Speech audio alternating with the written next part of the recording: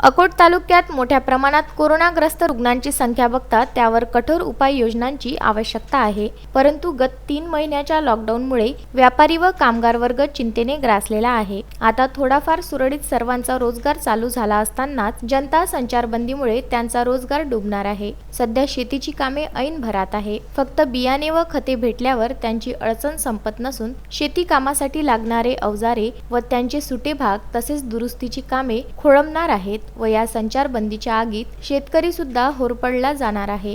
गत 3 महिन्यापासून चालू असलेल्या लॉकडाऊनमुळे शेतकरी, व्यापारी, कामगार चिंतेने ग्रस्त आहेत आणि त्यांचा आजपर्यंत रोजगार डुबला आहे।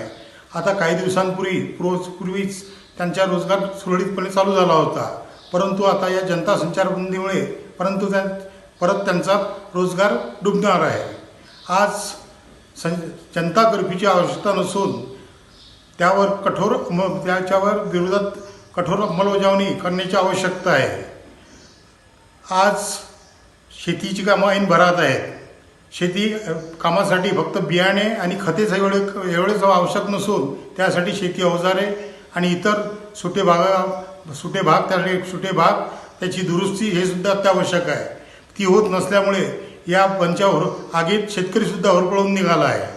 आजपर्यंत प्रशासनाने उत्तम प्रकारे लॉकडाऊनमध्ये काम केलेले असून ते नंतर सुद्धा करत राहणार आहेत किंवा त्यांनी तसं त्याप्रमाणे राबवावं आणि होणार जे धंदा आहेत, मास्क न वापरणे, सोशल डिस्टन्सिंग आणि इतर वेळेवर दुकान बंद न करणे यांनी त्यावर कठोर दंड आकारावा किंवा वेळप्रसंगी फौजदारी गुन्हे दाखल करावेत। परंतु या जनता कर्फ्यूमुळे शेतकरी, व्यापारी, कामगार यांची जी होरपळ आहे ती थांबवावी।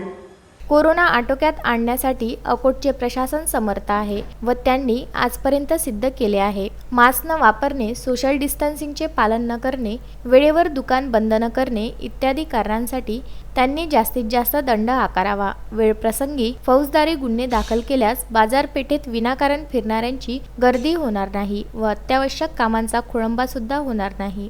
सारंग कराळे, विदर्भ न्यूज, अकोट।